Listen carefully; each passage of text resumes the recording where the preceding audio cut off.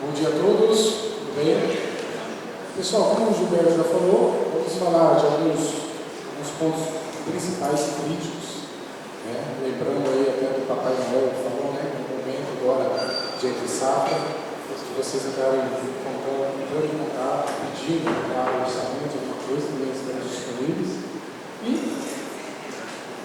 uma apresentação prévia, eu sou o Egídio Ricardo, responsável técnico pela empresa Protimar, do setor de engenharia de segurança industrial. Quem é a Protimar? Quem somos? Nós executamos toda a parte de, não apenas de NR12, mas também NR10, NR13, área classificada, laudos, PGR. Inclusive, aqui temos os parceiros nossos que já executamos as atividades juntamente. Estamos situados no Paraná, mas atendemos todo o Brasil. E o que é NR12? A gente fala, o que é NR12?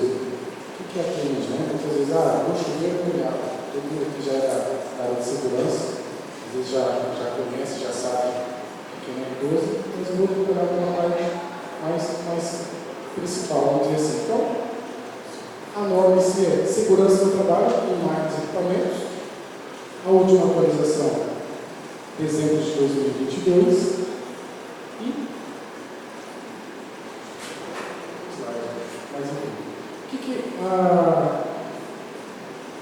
Deixa eu só verificar.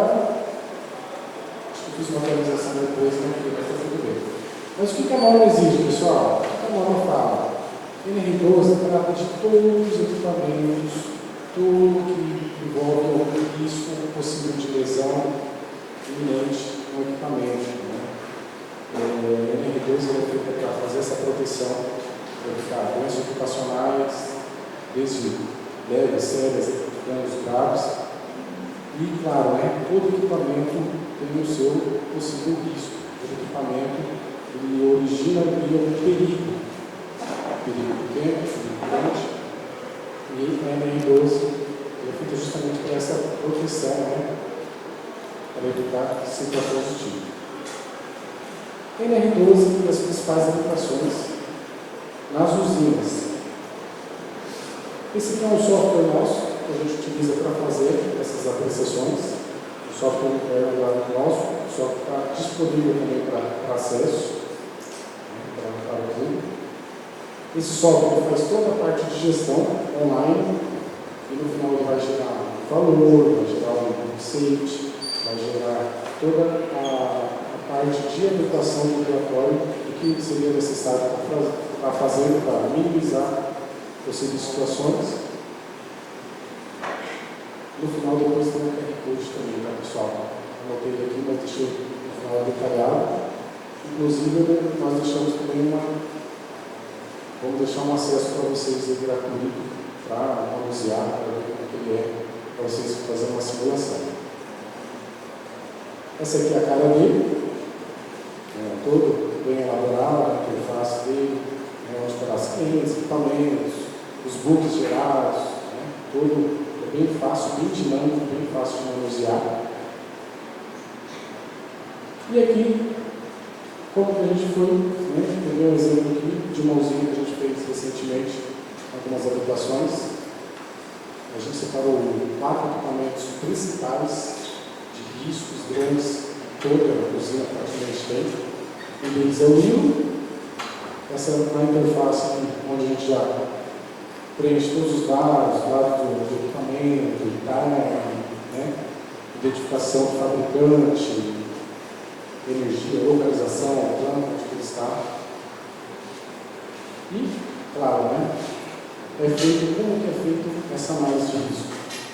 A gente faz essa apreciação de risco utilizando a metodologia HRM, que é a principal aí, a grande maioria utiliza, se não todos. E o que é essa metodologia HRM? Qual é essa estimativa de risco? Esse aqui é o relatório que já é gerado no próprio software, onde a gente analisa, coloca o perigo possível e vamos fazendo algo até dar o valor de HRM e, claro, um plano de ação de melhoria. Mas o que é o HRM? Para quem não conhece o HRM, pessoal, esse é o cálculo do HRM, vem da origem inglesa aí, né?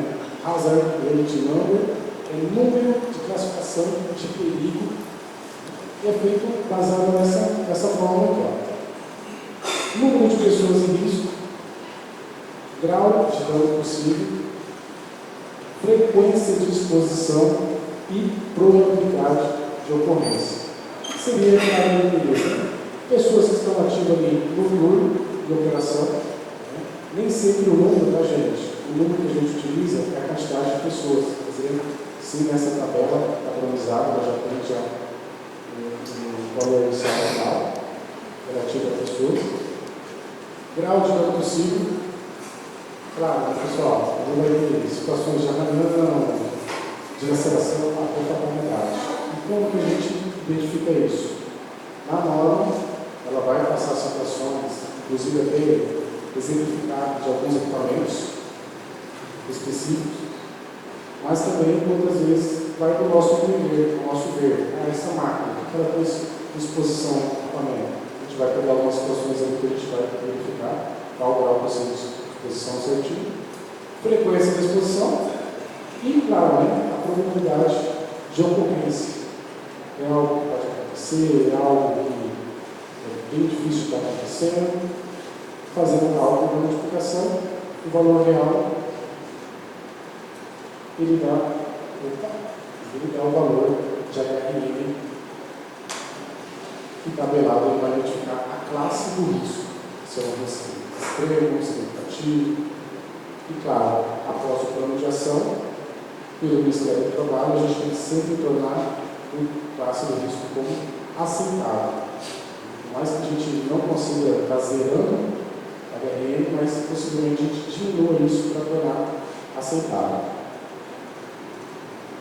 Aqui, no exemplo do hino, dando continuidade nele, esse é o relatório final, como que é feito, né, restritivo de funcionamento do equipamento, né, desde o início de saída, alimentação, como que ele trabalha, qual é a tensão elétrica.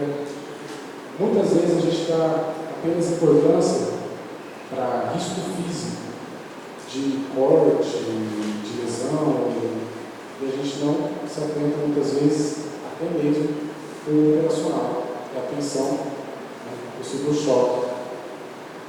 Nesse hino aqui, esse é o plano do HRM, relatório final dele.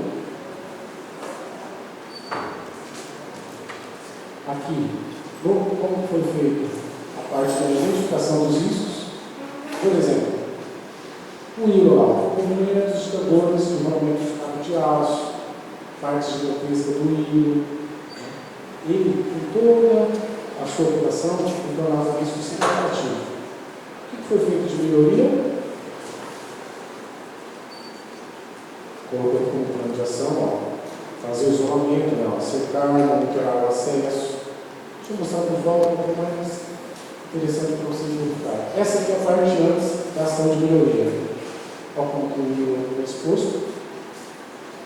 Todos encaixando o hilo, né, nesse carregamento. Foi feito a parte de isolamento físico, né, uma cerca mesmo, cercado mesmo, com acesso com sensores. Abrir o sensor, colocou o equipamento.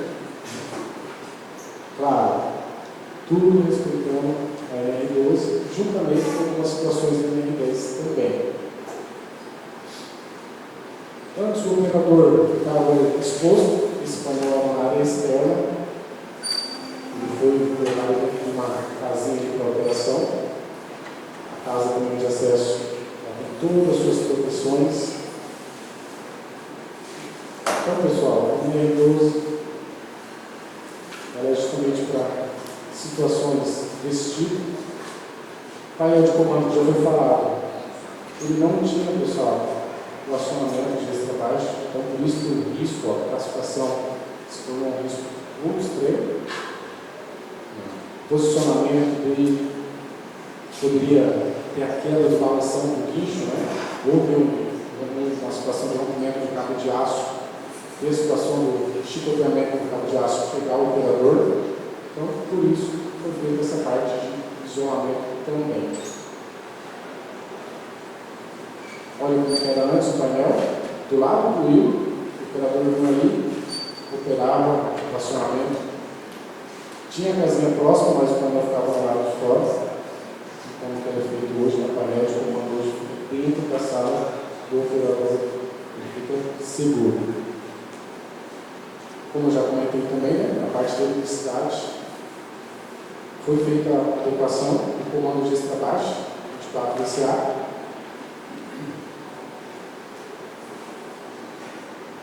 Com rede de segurança, informaram aqui o 24 VCA como que era antes, como que era depois da adequação também. Aqui eu estou falando de um livro, pessoal, mas há vários equipamentos elétricos, né? E é necessário fazer essa adequação também de fonte de essa baixa tensão. Independente se for parte da start software, inversor, independente do que for, todo o funcionamento operacional ali, manual, tem que ter isso como um grave risco dentro da M12, juntamente com a M10. Procedimentos do motorista, como que o motorista de carro. O motorista tem risco dentro do caminhão também? Pode, às vezes o caminhão sair, andar, pode ter tombamento, rompimento de alguma situação estrutural. Então, aqui o risco que a gente colocou foi o caminhão se movimentar com o hilo acoplado. Não sei se alguém já presenciou algum tipo de acidente desse, mas é um risco possível. E a melhoria, a gente colocou procedimentos, né, para auxiliar o motorista que desça do caminhão e vai numa área adequada ali durante a operação de içamento do reboque da cama. Como era antes e hoje, como que é o caminhão atrás e ele numa área de segurança do motorista. Ah, mas as situações do motorista não vai querer sair, algo, mas algo, se eu ver, é sempre um caminhão desse, possivelmente faz umas 2 viagens, né? Cada motorista ali por turno. Eles falam para eles, vou ligar o caminhão, desliga o caminhão, liga o caminhão para frente. Então, operacionalmente, teve esse questionamento, mas claro, né? Às vezes deixando para ligar, na média, tudo isso aí vai ter bom senso, claro, sempre mantendo a segurança. Outro item que é o risco de queda, identificamos. Risco de queda do quê? Tratamento do cabo de aço, né? Uma situação de rompimento. Por isso que foi feito ali também a questão do procedimento de manutenção periódica desses cabos de aço, sempre fazendo ali a preventiva antes de alguma situação.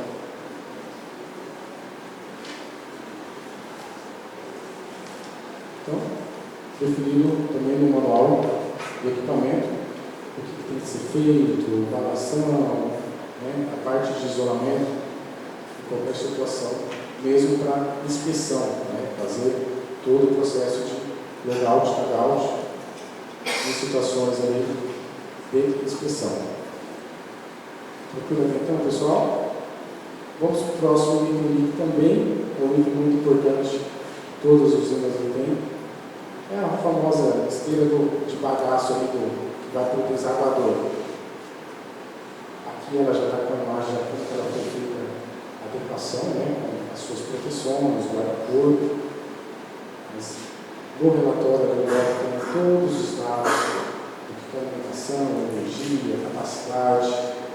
Tudo isso é gerado no momento que vai ser feita essa análise de risco diretamente já mesmo pelo software.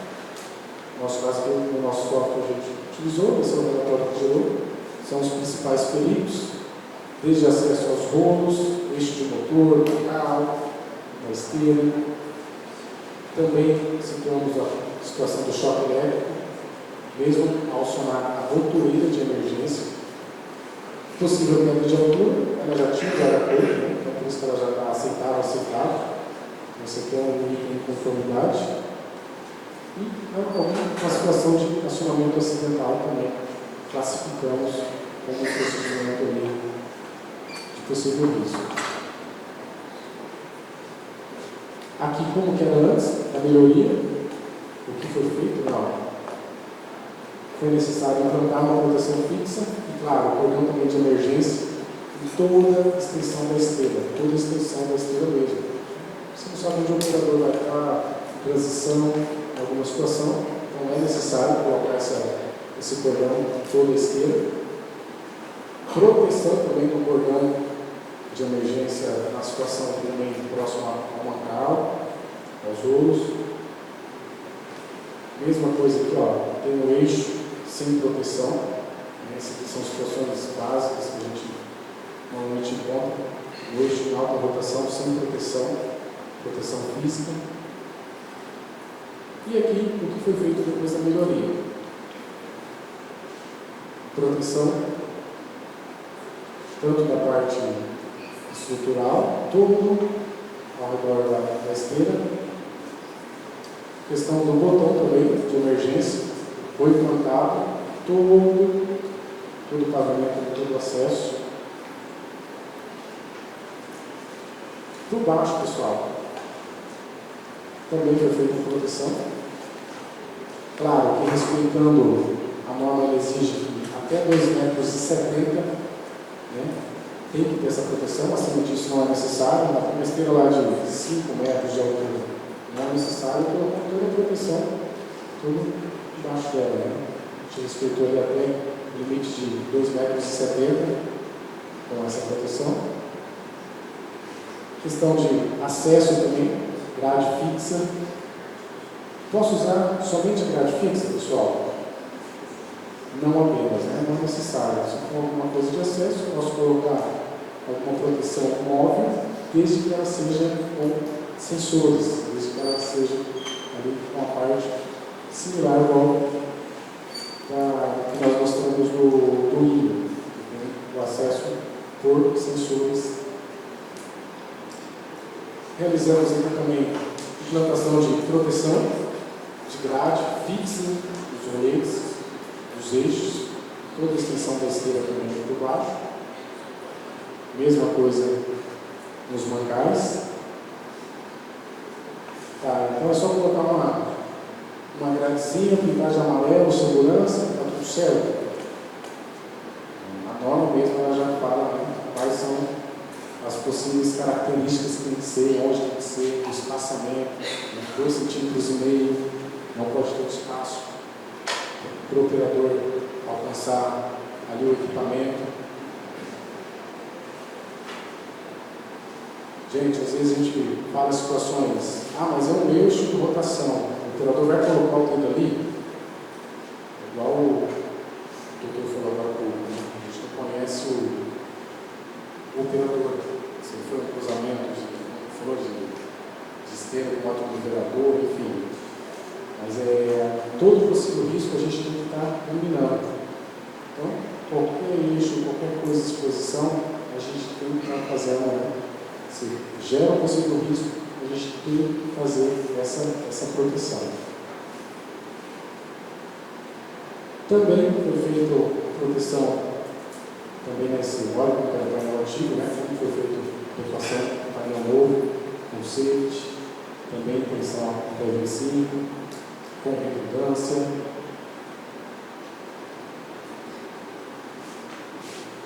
Todo o sistema procedimento LOC também é necessário, né? Treinar a equipe, capacitar a equipe na manutenção para executar possíveis situações, até mesmo de manutenção, né? Tem que executar sempre o LOC. Aqui a mesma coisa, a redundância do safety, do emissor. Tá. Outro equipamento, falamos de dois equipamentos de categoria 3, categoria de risco 3, tanto o hilo quanto a esteira. Agora vamos pegar um que o operador fica continuamente do lado da operação, é o torno mecânico lá do setor da manutenção. Aqui, já com uma foto com as suas adequações, com as suas proteções. Também foi tirado do relatório final, todos os dados gerados e elementados. E aqui os riscos principais. Acesso à placa do torno enquanto ele estiver em funcionamento. Pensa, um torno em alta rotação, se mostra uma roupa, um braço, alguma coisa, então ele tinha um índice de classe de risco muito alto antes da adequação. Então, o plano de ação é o quê? Instalar proteção móvel com sensor para a parada do torno. Ah, então beleza. Quando abrir o torno, ele vai parar, mas também tem a inércia dele. Então, no caso da inércia, também foi instalado ali uma parte de um freio. Além da proteção, foi feita a parte também de um freio magnético para ele estar fazendo a sua parada, no caso do acionamento, da abertura dessa proteção.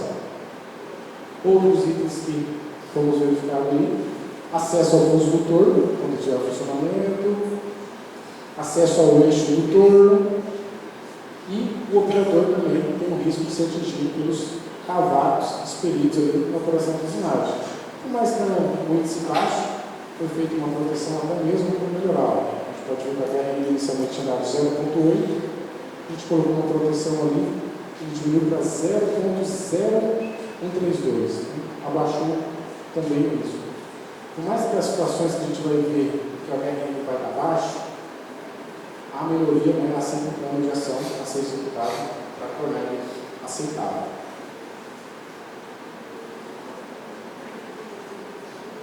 Aqui a parte da instalação sancionada do fuso, onde tinha ali as zonas de risco, como foi feito essa proteção sancionada. Antes da melhoria também, tinha a parte do acionamento, a proteção fixa de policarbonato, que movimentava o carrinho. Foi feita uma proteção também ali, que vai acompanhar o carrinho todo o processo com a proteção. E claro, também instalada a proteção fixa na parte de trás do torno. Talvez é uma área de transição de circulação de pessoas que também ficaram expostas a possíveis riscos. Botão de emergência, chave seccionadora também, para executar o out em situações de manutenção, parada. E o painel foi adequado tanto na NR12 como na NR10 para a operação. Outro equipamento categoria 4 é a prensa hidráulica. Essa imagem a gente já utilizou ela de capa na página do nosso software. Aqui, toda a parte operacional dela de capacidade, também gerada no relatório. E aqui os riscos principais, Área de prensagem, pensa. A prensa gera muito risco mesmo, Ela gera ali, a PRM dela é muito alta, 240, inicialmente categorizada como classe de muito risco. Categoria 4 também, o operador fica todo momento próximo do equipamento operando ela. E qual foi a ação de melhoria? Instalar uma proteção nova, também com chaveamento mecânico, e, claro, monitorado conforme a categoria do risco, 3, também com bloco hidráulico de segurança. Toda a questão também do procedimento, da manutenção, de porta-calços, queda do pistão, instalar também a trava de segurança também com calço para alguma situação de manutenção. Choque elétrico, todos os equipamentos, como são choque elétrico, a gente tem que sempre manter na extra baixa tensão. E também situações possíveis de rompimento da mangueira do sistema hidráulico. Pode também acontecer. Então, contato acidentalmente com o complemento da motor-bomba, foi feito ali no plano de ação substituir essas mangueiras hidráulicas, até mesmo fazer uma verificação periodicamente. Instalar sempre o bloco hidráulico de segurança. Às vezes é um investimento um pouco caro, mas a questão de segurança é viável, o retorno é viável. Tornando de todos, também a HRM bem alto, a gente tornou ele todos aceitáveis. Aqui a foto, onde está o risco, como que era a prensa antes, toda a parte ali, que ficava exposta, onde o operador operava a prensa. E depois das adequações, né, instalação e proteção dessa amarelinha, móvel, com sensor, né, com a chave eletromecânica. Por que a chave eletromecânica? Muitas vezes até com alguma situação ali de queda de energia, alguma coisa, o sensor eletromagnético pode estar abrindo, pode estar liberando o acesso. Então a eletromecânica ela tem uma lingueta que ela pode estar, né, ela vai estar travando para não ver o acesso em situações desse tipo. Na operação, aqui ó, a lingueta, que aponta a chave eletromecânica. A área de risco, que é a área de contato, do travamento, e a chave monitorada sempre também por relé de segurança. Aqui o bloco hidráulico, onde ele é instalado, né, situações de controle na mangueira. Todos os equipamentos, né, tudo tem que ser sempre com manual operacional, tem que ser efetuado o treinamento com os operadores, sempre identificando no painel como deve ser feita a operação, o painel tem que estar sempre identificado. Sempre quando for acionado uma controle de emergência, tem que ter o botão reset para iniciar, né?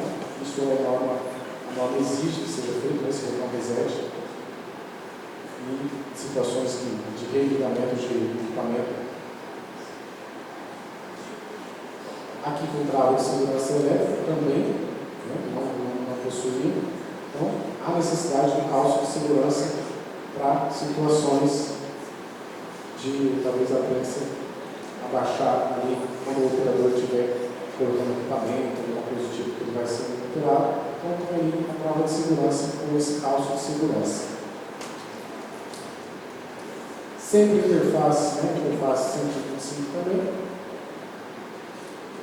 Aqui, ó, mais detalhado para vocês verem a questão do painel. E o comando também de extra baixa, como todos. No bloco hidráulico, né, foi feita uma substituição por um bloco hidráulico de segurança. E também na parte externa, né, o enclausuramento com proteção fixa, onde fica toda essa parte operacional externa ali do bloco hidráulico. Isso aqui também a gente copiou, né, situações de NR13 também. Sempre tem essa parte de enclausuramento de proteções. Tá. Pessoal, quem está com o celular, todos, esse é o QR Code de acesso ao software. Lá em cima tem um link, um botãozinho, fazer o acesso gratuito, uma simulação ou mesmo uma prestação de risco de algum equipamento de vocês, para vocês conhecerem o software, como é feito, como é gerado, toda essa parte da HQL, toda a parte de planos de ações, alguns já estão preenchidos de máquinas similares, o que a gente já faz, já fica armazenado no banco de dados. Por exemplo, se vocês têm algum livro para fazer uma prestação, vai ter já os riscos cadastrados já lá, plano de ação, é até fácil, né? Processar fácil de vocês mesmos estarem executando, mexendo. Esse é o nosso software.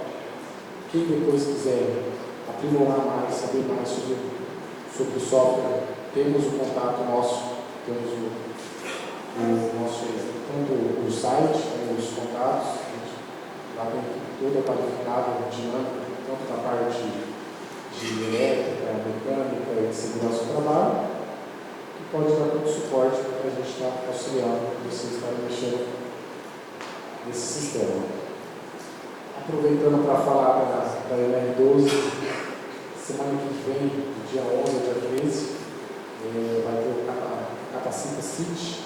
Acho que até troquei conversando com o pessoal, falou dessa carreira, desses cursos. Então, semana que vem, 3 dias ali. E o assunto principal que eles vão falar é proteções de equipamento. Envolve a NR12, vai falar um pouco sobre a NR12. Os treinamentos, quem tem acesso à revista de proteção, lá tem um link de acesso, é gratuito, esses vídeos. São 3 dias ali de bate-papo baseado em proteções de equipamento aplicados diretamente nas indústrias. Tranquilo. Bom dia, meu nome é André. O nosso assunto vai ser sobre NR13 e gestão de integridade de caldeiras, vasos de pressão e tubulação. Tá? É um tema bem extenso, é um tema que poderíamos aqui fazer um treinamento de 40 horas para o operador de caldeira. Né? Então, tem bastante assunto, mas vai ser um assunto bem técnico. Vamos falar assim, bem assertivamente, aquilo que a gente precisa fazer para gerir, para integrar essa gestão de caldeiras, vasos de pressão, tubulações, inclusive agora ela cita também tanques de armazenamento. Tá? Eu mantive o time, que é o nome que nos passou. De antemão, já agradeço a Giba, né, pelo convite, pela oportunidade, a Wanda também, em nome do DOP, né, pela oportunidade. O treinamento nosso aqui, né, o bate-papo que a gente vai fazer é totalmente técnico. Né? Sou André, primeiro eu sou filho do Luiz, da Célia, esposo da Kelly, do João e da Valentina. Sem esses daqui, não haveria mais. Foram os que me tiraram da zona de conforto, né, e colocou onde eu estou hoje com essas oportunidades. Tá? A Cleide está gravando, o João, a Valentina, o papai é para vocês. Bom, sou diretor e CEO da Engiworks, uma empresa que foi criada em 2015. Tenho a oportunidade hoje, né, de estar voltando aqui na Unip, em Araçatuba, formei aqui, primeira turma de mecânica. Depois fiz engenharia de segurança, fiz, né, agora recentemente engenharia de soldagem, trabalho como especialista em ultrassom, fiz array, alguns testes de ensaios construtivos, a gente utiliza bastante em Singapura. Né? Sou especialista em integrador de ASME, a gente vai falar alguns detalhes sobre ele. Tenho experiência internacional hoje de integração em equipamentos. Eu coloquei no mundo do Brasil, porque os equipamentos hoje a gente cita que vem isso da China, mas existem muitas tecnologias, tanto China, Índia, quanto os Estados Unidos vêm para cá, né? E geralmente, né, por causa dessa condição da própria NR13, fazemos algumas integrações. Por quê? A gente cita isso. Hoje temos muitos equipamentos, vamos citar, por exemplo, as NR2, alguns equipamentos nossos de processo, que vêm também de fora, não são fabricados totalmente aqui. E o que eles estão adequados a não às nossas normas. Então, a gente consegue fazer essa integração externa, quando vem ali do mundo fora do Brasil, para que seja adequada a NR12, a NR13, a NR35, a NR11, enfim, né? Fazemos isso daí. Né? Em breve, agora também, estou me qualificando para a N2, FTTS, Sistema Nacional. Bom, eu gosto muito de anotar, de prestar atenção no que a gente vem falando, nos treinamentos anteriores, até vir aqui bem rapidinho o que eu estava fazendo aqui. Peguei algumas palavras que estavam, né, em palestras anteriores, inclusive, a setor ali estava falando assim, zona de conforto. Isso é importante para todos nós. Não deu tempo de colocar zona de conforto, porque foi por último aqui, então não deu. Mas equalização de conhecimento, preliminar, escopo e PDCA. Todas essas palavras aqui foram citadas em todas as palestras. Todas essas palavras aqui estão no nosso dia a dia. Eu, como tomador de decisão dentro da unidade que eu estou, ou não, como SESMIT, ou seja na área da medicina, seja na área técnica, na área agrícola, na área de indústria, isso aqui vai conviver com vocês. Eu preciso saber, eu preciso integrar isso aí. Então a gente vai ver essas palavras aqui, e principalmente, né, uma que faltou, que entrou aqui, a zona de conforto. Né? Saia dela, busque conhecimento. Tá? Então, o que a gente vai fazer aqui hoje? Equalização de conhecimento. Vou trazer o que eu sei, vocês vão aprender alguma coisa, eu vou aprender alguma outra coisa aqui. Né? Tudo que a gente faz é equalização de conhecimento. Pois bem. Então, NR13, caldeiras, vasos de pressão, tubulações e tanques metálicos de armazenamento. O que é essa norma aí? O que é NR13? Cito a todos. NR13, norma regulamentatória de número 13. Temos de 1 a 36, 37, 38, onde veja a parada. Tá? Então, hoje, NR13, só para a gente filtrar, apenas para a gente iniciar, a gente ter o conhecimento. Eu acho que isso aqui, para alguém NR13 aqui desconhecido, eu falo, não sei nada, nunca nem falar. Levanta a mão, não tem vergonha. Não, beleza. Vamos lá. Estabelecer pré-requisitos mínimos para a gestão de integridade estrutural relacionadas a. Então, a norma já fala que a gestão de integridade estrutural relacionadas à instalação, inspeção, operação e manutenção. O que quer dizer isso? Eu tenho que ter gestão de integridade, não só na minha empresa. Eu tenho uma gestão de integridade lá na minha parte de medicina. Eu tenho uma gestão de integridade no meu RH. Eu tenho uma gestão de integridade do meu equipamento, da área agrícola, seja onde for. Eu preciso fazer gestão. Então, a norma ela já pede instalação, inspeção, operação e manutenção. Então, a gestão da integridade não é simplesmente eu pegar meu equipamento, eu tenho um problema, o Gilberto citou aqui, eu gostei até do bordão ali também, vamos pedir para o Papai Noel lá no orçamento. Quem que é meu Papai Noel na usina hoje? Meu setor de compras. E quem que é o Papai Noel de compras? Eu preciso, antes de qualquer coisa, quando eu volto aqui, eu falo assim, vou fazer gestão dessa integridade. Não adianta eu chegar lá em compras, eu chegar para o meu gestor, olha, eu preciso fazer inspeção. Beleza? Os tomadores de decisão, quando a gente fala de tomador de decisão, quando a gente fala que eu preciso fazer inspeção, quando eu preciso ter documentação, eu preciso lá apresentar documentos, eu preciso treinar meu operador, isso eu do SESM que eu sei. Eu sou o tomador de decisão nessa área. Agora, o meu setor de compras, quando a gente vai lá, isso aqui depois, gente, tá? Isso aqui vocês podem depois, ou tirar foto, essa apresentação vai ficar disponível. Use isso aqui. Usem para divulgar, pode usar o material à vontade, não tem nada restrito aqui. Então, quando a gente fala de fase de gestão de integridade, o que é isso? A norma fala, gestão de integridade é preliminar. A norma ela cita preliminar. Não é pós-eliminar. Não adianta eu chegar e ter um problema na minha caldeira, ter um problema no meu equipamento fazendo um R12, eu tenho algum outro problema, conserta, paliativo, corretivo. Não. Isso precisa ser preliminar. Tá? Essas fases, isso é o que a gente utiliza hoje. Tem uma cereja do bolo aí. Essas fases eu vou usar só na R13? Não. Qualquer setor eu posso colocar isso aqui. Eu preciso diferenciar e classificar isso para que eu possa ter o quê? Informações. Porque quando a gente vai fazer gestão de integridade, seja de qualquer área, o que eu preciso fazer? Eu tenho que definir minhas fases. O primeiro aqui, é tudo planejamento. Não tem nada fazendo. Não tem fazendo aqui. Vamos fazer. Não.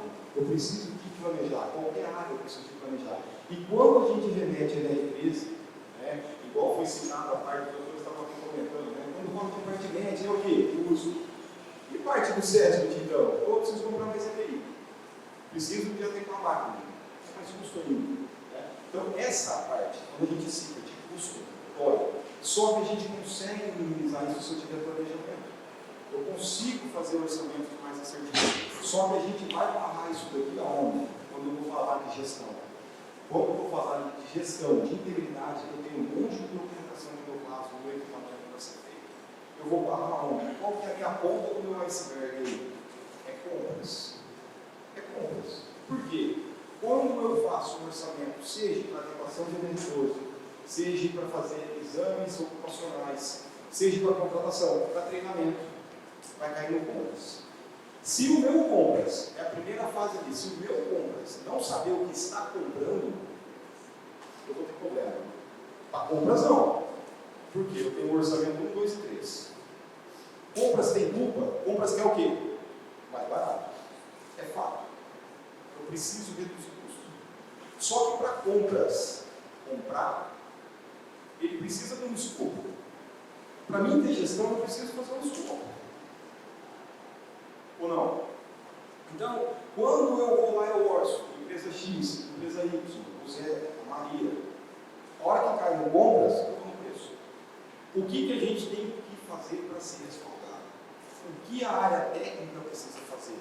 Criar um escopo, criar métodos e chegar lá no meu compras, esse é o escopo. A gente vai cair num outro problema ainda. Não acabou. Algumas empresas pegam o escopo e orçam em cima do meu escopo. Muitas empresas não sabem o que estão orçando. Existe isso, vocês sabem disso. Né? Então, como que eu vou filtrar isso? Internamente. Eu preciso conhecer um pouco do meu processo, eu preciso conhecer aquilo que eu tenho internamente para poder depois, compras. Esse aqui é o escopo. Bota ele atrás. Compras vai atrás, vai buscar, eu vou fechar com isso, fica mais barato. Não, eu tenho esses caras aqui. Vamos sentar aqui, vamos ver o que está acontecendo, vamos trabalhar em cima daquilo. Esse é o escopo. Então, o que a gente vai fazer aqui? Eu só vou dar um beabá. Não sigam isso daqui à risca. Adequem e façam o quê? Adaptem a realidade de vocês. Tá? Então, assim, primeira fase que a gente coloca, a fase de identificação, classificação dos equipamentos. Aula básica de NR13, vamos só aqui, falar de classificar, campo de aplicação, quando a gente fala de classificação dos equipamentos. O que significa isso? Eu pego uma unidade desse tamanho, seja uma usina, seja uma indústria de pequeno porte. Como eu faço isso? Eu preciso classificar e entender quais são os equipamentos que eu tenho no NR13. Se eu não sou capaz de levantar ou de fazer essa adequação, eu vou levantar a mão para pedir ajuda. Seja internamente, seja externamente, com empresas que vêm e falam assim, vem aqui para mim, dá uma olhada no que eu tenho, faz um levantamento, o que eu tenho, a gente cita rapidinho aí, o que é NR13? Quando a gente fala, caldeiras com pressão superior a 0,61 kg por centímetro quadrado. Caldeira vaso de pressão, o que é? É um equipamento que dentro dele está armazenado, seja gás, líquido, vapor, a pressão superior à atmosfera. Ponto final. André, qual é a diferença entre vaso de pressão e caldeira? Alguém sabe? Vaso de pressão e caldeira é a mesma coisa. Qual é a diferença? A caldeira ela é capaz de produzir e armazenar vapor. Nada mais. Os outros itens que são vasos de pressão, eles armazenam. A caldeira produz e armazena vapor. Bom, quando a gente cita ali vasos de pressão, eles são classificados vasos de pressão é o PV, que a gente chama, que é a pressão em kilopascal, e volume em metros cúbicos, seja maior do que 8. Vaso de pressão com fluido classe A, independente do meu produto PV, é vaso de pressão. O que recipientes móveis com PV superior a 8 com fluidos classe A, tubulações e fluidos com classe A e B ligados a caldeiras de vaso de pressão, tanques de armazenamento. Isso aqui é NR13. Resumido, básico, rápido, para a gente não perder tempo. Tá? Só que quando a gente fala desses caras aqui, como que eu vou saber se eu tenho um usina? Opa, eu tenho um caldeira. Beleza, já sei, é fácil. Como eu falou, eu preciso armazenar vapor. E meus vasos de pressão? Eu tenho um grandão lá, eu tenho um pequenininho. Eu tenho lá um reservatório de ar comprimido que vai em cima do meu caminhão com um boio. Ele está classificado, ele não está classificado, eu preciso fazer esse mapeamento.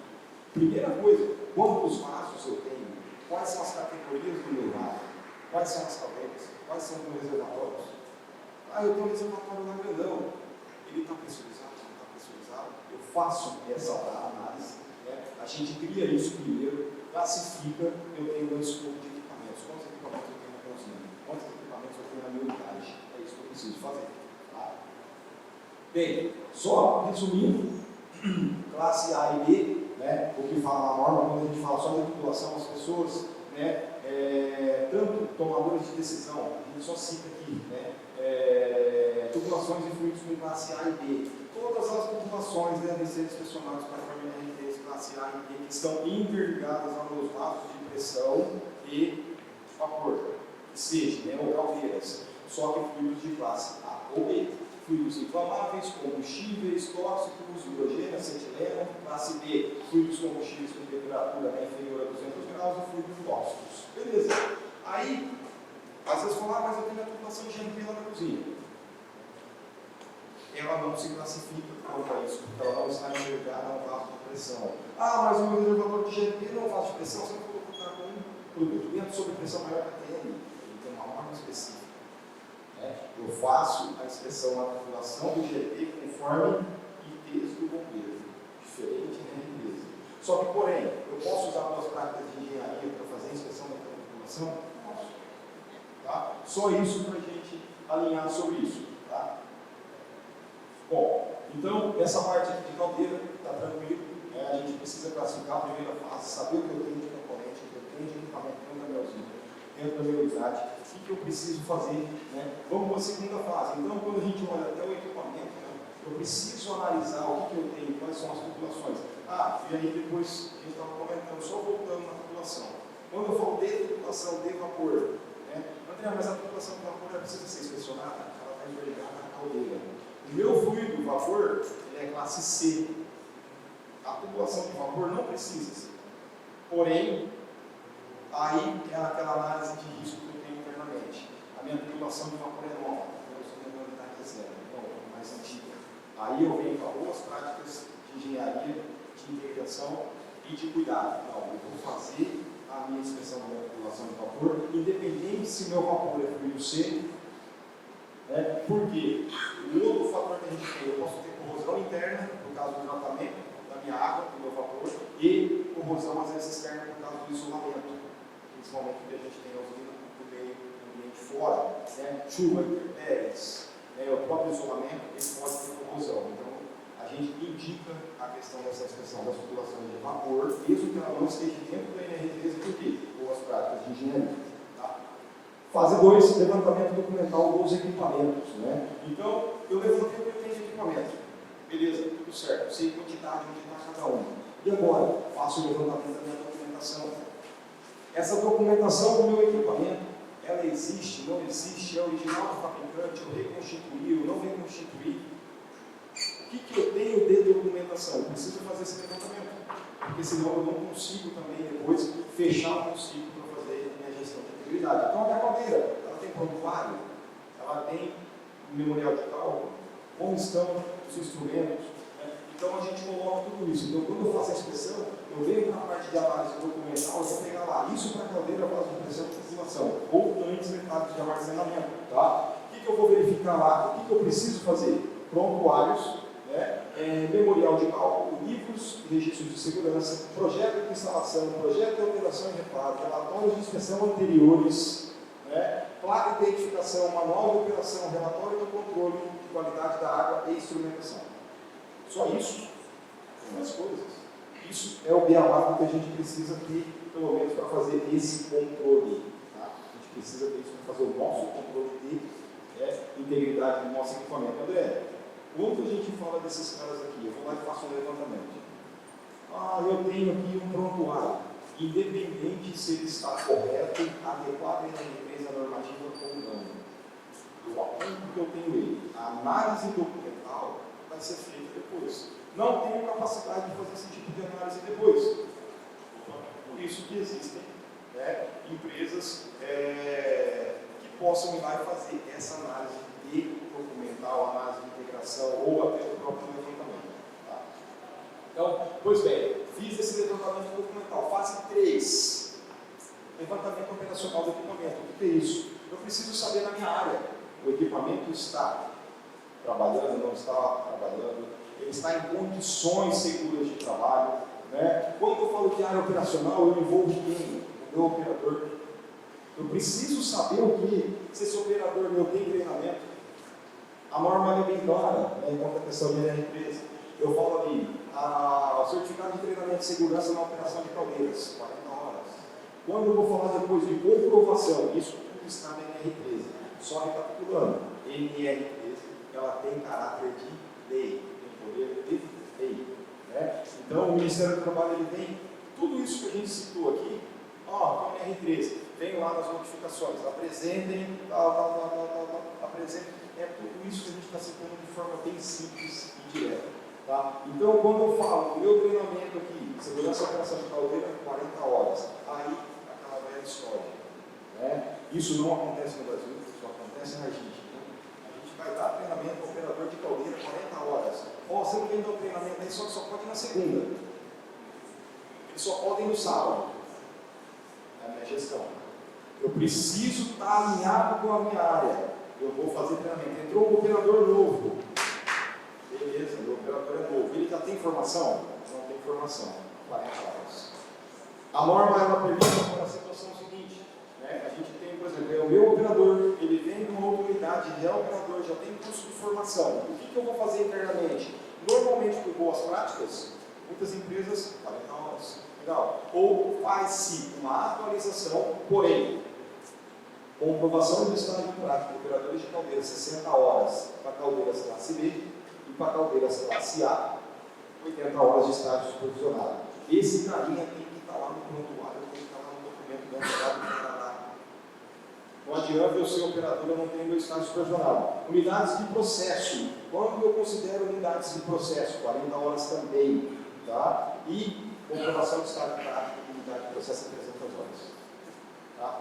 Isso é básico, eu preciso ter a ficha lá de estágio supervisionado colocado hora a hora. Tá bom? Não deixem passar despercebido isso. Então, falamos de documentação dos equipamentos, falei do meu treinamento do operador, porque esse cara aqui, esse cara é a ponta da esquerda. É ele que sabe tudo o que está acontecendo no operacional. Quando eu tiver um problema na minha caldeira, é o primeiro cara que vai levantar a mão no problema. É o primeiro cara também, a gente tem que entender, como o Gilberto comentou aqui, né? Caldeiras, quando a gente fala de moedas, NR12, segurança, equipamento, a gente torce para que não aconteça acidente. Não é verdade que a gente torce, a gente precisa fazer tudo que tem que ser feito para que não aconteça. Porque quando acontece sinistros com equipamentos, principalmente de pressão, caldeiras ou vasos de pressão, a gente sabe que o primeiro cara que vai estar lá na área é ele.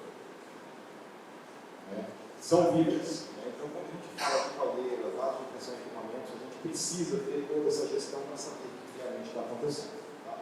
Então, pois bem, fase 4, esse é meu escopo. É isso que a gente bate e fala. Quando eu vou falar de escopo, quando eu vou falar de segurança, isso vai cair lá em compras. Tudo que eu fiz antes vai estar aqui. Ele vai estar atrelado e amarrado ao meu escopo. Meu plano de ação de adequação documental, estrutural e operacional. O que eu preciso fazer? Levantei. Quantos vasos eu tenho? Quantas caldeiras eu tenho? Tubulação. Onde estão? Meus documentos. Está aqui. Olha, eu não tenho esse documento. A gente pega principalmente, eu até cito depois, então a gente vai aumentar o nosso plano aqui. Eu cito isso aqui de novo e coloco o que a gente precisa refazer. Porque assim, quando a gente cita toda essa documentação, se a empresa tem, cuida, compartilha e melhora. Se precisa adequar, não possui, cuida, compartilha e melhora. CCM. Eu tenho meu equipamento, eu tenho a minha documentação, mas não está certo. O que eu faço? Vou fazer de novo. Vou chamar quem sabe, vou chamar quem pode me ajudar e me dar suporte. Dessa forma eu consigo corrigir. André, porque quando a gente fala de NR13, se atendem a isso. NR13. A NR13, por caráter de lei, ela cita algumas coisas. Vamos falar assim, ela cita pontos de segurança. A minha caldeira, por exemplo, você tem segurança, risco grave iminente, bloqueio e interdição. Vasos de pressão, seja de caldeira. Gente, bem resumido, se passar alguma coisa, podem perguntar depois, eu estou à disposição. Então a norma NR13 ela cita lá que caldeiras de pressão não podem estar sem válvula de segurança, sem manômetro, caldeiras de álcalis, quando a gente fala de parte de eucalipto, ela não pode ter sistemas de descarga de fundo, manual, tem que estar automático. O sistema de alimentação da minha caldeira ela tem que estar automático, não existe operador lá, falhou minha bomba, peraí que eu vou lá e ligo a bomba no manual e volto. Isso é itens de risco grave iminente, bloqueio e interdição. A NR13 ela fala isso. Beleza. Aí eu vou lá e sigo meu equipamento. Ela tem válvula, ela tem manômetro, ela tem a descarga de fundo e a bomba está funcionando. É só isso. A NR13, após essa mudança de 2022, ela cita nos adendos lá que os itens básicos perante a lei são isso. Beleza. E depois, porém, o que não está atrelado ao meu equipamento, eu sigo normas de projeto e construção. Aí eu remeto caldeiras aonde? As 1001, a caldeira, as 1008 para vasos de pressão, aí é onde o bicho quer. Então, André, mas por que projetos de caldeira, vasos de pressão é as 1001? Porque no Brasil, a gente consegue ter materiais que se enquadram ao ASME, eu consigo ter profissionais que são capazes de fazer a inspeção de projeto conforme ASME, por isso que eu sigo normas ASME. Por isso que os fabricantes de caldeiras no Brasil seguem o que? Projeto ASME. Eu poderia seguir um AD2000, norma alemã, poderia seguir uma GIS japonesa, é o que a gente faz quando a gente integra lá equipamentos que vem de fora. A gente consegue transcrever normas de lá para cá e a gente fala para o fabricante lá, faz isso, porque quando chegar aqui, o seu cliente vai ter problema conforme a NR13. Então a gente consegue fazer isso. Esse é um trabalho de futuro que a gente faz. Então, quando a gente fala que todo aquele planejamento foi citado no PDCA, a gente falou sobre isso, quando a gente não tem prontuário memorial, o que eu faço? O que? Reconstituir. Quando eu não tenho livro de registro de segurança, que é a ficha médica lá da minha caldeira, de lado de impressão, não tenho, a partir de agora não tenho. Começo a fazer, começo a botar. Tá? Projeto de instalação, é o as-built, é o desenho da instalação onde ela está ali. Como fazer? Projeto de alteração e reparo. Esse cara aqui, eu até separei uma aba especial para ele. Eu até coloquei aqui, né, procedimentos, qualificar, né, relatórios de inspeção anterior. Eu preciso ter o histórico do meu equipamento. Como que eu chego para fazer uma inspeção hoje, eu contrato uma outra empresa, eu vou olhar para a caldeira, eu vou olhar para a inspeção, o que eu tinha antes disso? Não estava tudo certo, não estava agora. Eu não consigo ser assertivo, eu não consigo ter parâmetros para que eu possa orientar depois o cliente, para que eu possa orientar você, o que a gente vai fazer, qual é o plano de ação? Por isso que eu preciso ter relatórios anteriores, mesmo que mal feitos ou que por não por incapacidade, mas às vezes por ignorância. O profissional anterior não sabia o que está fazendo. Não tem problema. Vamos fazer certo agora para frente? É isso que eu preciso fazer. Várias identificações do equipamento eu preciso ter. Manual de operação é a bíblia do equipamento. Relatórios de controle de água é a receita do bolo. Não dá para ter caldeira sem tratamento de água, principalmente em São Paulo. Não dá para costurar uma caldeira daquele tamanho. Tá? E instrumentação, é a vida do meu equipamento. Eu tenho os relatórios, eu tenho a minha instrumentação. Dá para o operador operar uma caldeira aí, operando a 80 kg, 200 toneladas de vapor por hora, no manual, sem instrumentação, sem meu copo. Meu copo é tela hoje não está funcionando. Está dando um errinho lá, está ficando a tela vermelha com o motor lá, não está funcionando, mas é erro de tela. Não deixa isso acontecer. Tá? Então, eu separei até uma tela, né, quando a gente fala assim, só para isso, quando a gente fala lá de par, quando a gente fala do nosso planejamento, principalmente o quê? O par. Muitas usinas, muitas empresas ligam para a gente e falam assim, eu estou aqui, eu preciso fazer uma inspeção, porque eu troquei toda a minha parte de parede d'água. Troquei a parte do meu super, troquei a parte, da alcoólio, troquei o vaso, troquei meu reservatório, enfim. Você chega lá, você já faz a inspeção, mas foi soldado lá. Beleza, já foi soldado? Foi. Cadê o procedimento? Solda. Qualificação do soldador. Ensaio do material. Insumos. Certificado de matéria-prima. Os ensaios. Líquido penetrante. Phase array. Eu preciso ter isso para falar, realmente está aprovado. Só que esse é o erro. A gente está falando de planejamento. Planejamento. Um par, uma alteração de uma caldeira, um vaso de pressão, uma tubulação, não pode ser simplesmente corretivo, eu vou lá e faço.